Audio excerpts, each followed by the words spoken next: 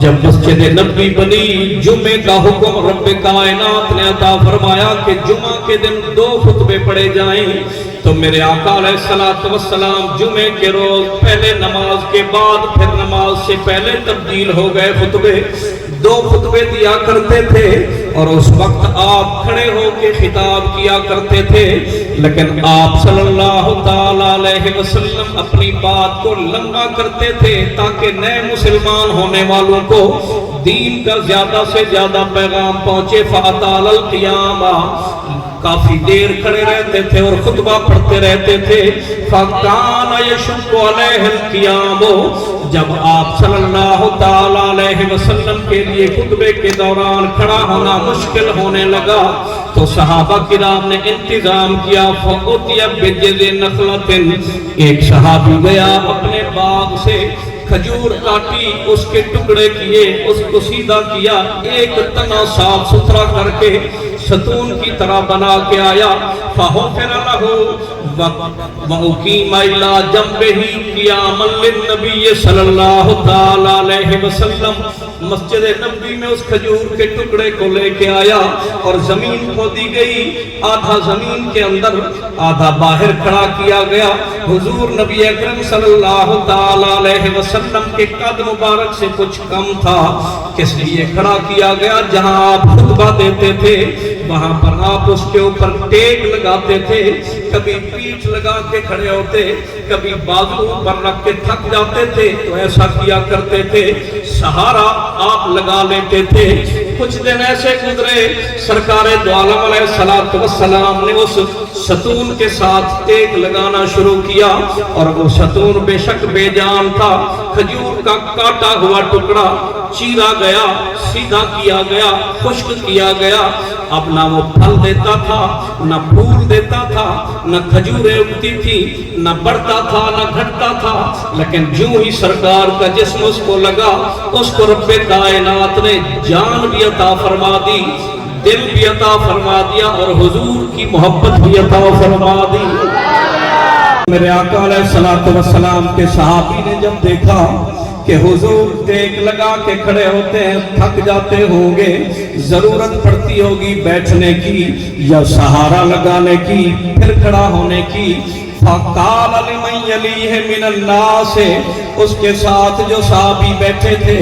اس کو اس نے کانوں میں بات کی کہ حضور اگر ناراض نہ ہوں، میں نیا بندہ ہوں، مدینے میں آیا ہوا لکڑی کا کام کرتا ہوں، میرا دل کرتا ہے اگر آپ ناراض نہ ہوں، لَوْ عَلَمُ أَنَّ مُحَمَّدًا صلی اللہ تعالی علیہ وسلم یحمدنی فی شیء یرفق بہ لصنعت لہ مجلسا یقوم علیہ فإن شاء جلس ما شاء وإن شاء قام۔ فرماتے ہیں کہ میں ترخان کا کام کرتا ہوں، بڑھی کا کام کرتا ہوں، لکڑی سے چیزیں بناتا ہوں، میرا پیغام حضور تک پہنچا دیں کہ میں ایک ایسی چیز بنا کے دوں جو حضور کے بیٹھنے کے بھی کام آئے، کھڑے ہونے کے بھی کام آئے، یعنی منبر بنا کے دوں۔ آج کل جو مسجد میں محراب کے اندر منبر رکھا ہوتا ہے جس پہ امام کھڑا ہو کے خطبہ پڑھتا ہے، اسی کی بات کر رہے تھے۔ اس نے کہا کاش سرکار اجازت دے دیں تو ایسی چیز بنا کے دوں گا کہ حضور خوش ہو جائیں گے، پھر آپ کے بیٹھنے کا انتظام بھی ہوگا، جتنی دیر بیٹھنا چاہیں اس کے اوپر آرام فرمائیں، پھر کھڑے ہو کے تقریر کرنا چاہیں، خطبہ دینا چاہیں تو کھڑے ہو کے خطبہ دیں۔ فَبَلَغَ ذَلِكَ النَّبِيَّ صلی اللہ تعالی علیہ وسلم، صحابہ نے یہ بات حضور تک پہنچا دی کہ سرکار آپ کا غلام کہہ رہا تھا کہ لکڑی سے کوئی چیز بنا کے دے گا جس کے اوپر آپ کھڑے ہوں گے اور خطاب فرمائیں گے۔ میرے آقا علیہ السلام خوش ہو گئے، پسند فرمایا۔ فَقَالَ ائْتُونِي بِهِ، فرمایا جا کے کہو بنا کے دے، میں اس کو استعمال کروں گا، کھڑا ہوں گا۔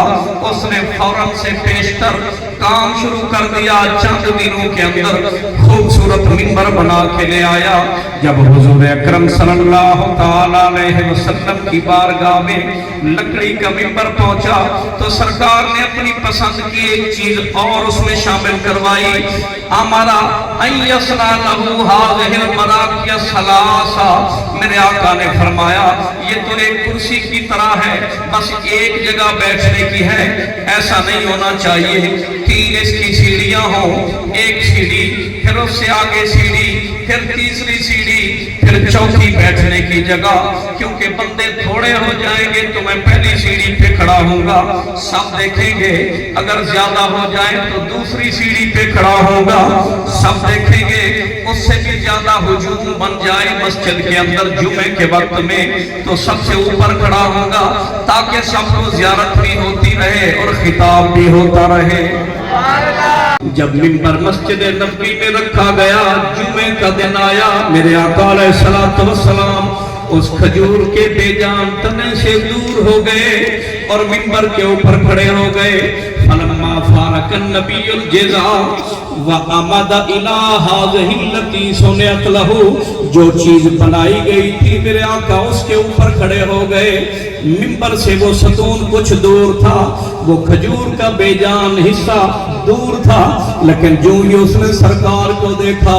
تو اب صحیح بخاری کے اندر بھی حدیث موجود ہے اور دیگر 11 کتابوں کے اندر بھی موجود ہے، سیاستہ کی 3 حدیث کی کتابیں بخاری، ترمذی، ابن ماجہ کے اندر بھی موجود ہے۔ فرماتے ہیں فَهَنَّ كَمَا تَهِنَّ النَّاقَةُ فجازال جیزو، فرماتے ہیں جیسے ہی سرکار منبر پہ کھڑے ہو گئے تو مسجد نبوی سے رونے کی آواز آئی، زور زور سے کوئی چیخ رہا تھا، چلا رہا تھا، فریاد کر رہا تھا، آہوزاری کر رہا تھا، گریہ و بکا کر رہا تھا، رونے کی آواز آ رہی تھی۔ حضرت جابر بن عبداللہ انصاری فرماتے ہیں سارے صحابہ نے ادھر دیکھا کوئی نہیں رو رہا تھا، ادھر دیکھا کوئی نہیں رو رہا تھا،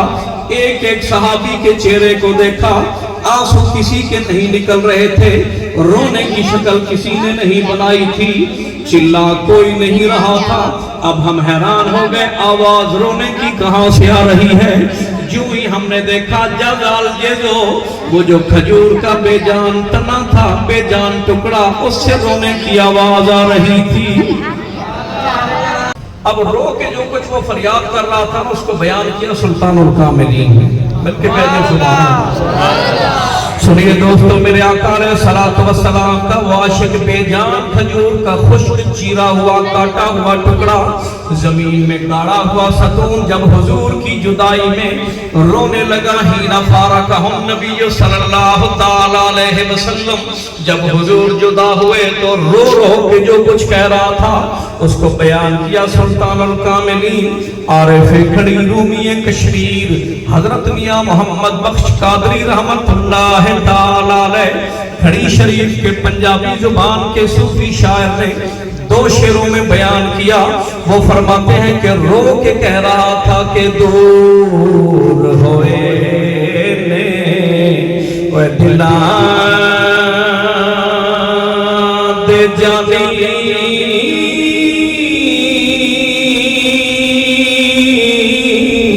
تے مار کلے جے کانی، اور سجنا باج محمد بخشا ظہر ہوئی زندگانی،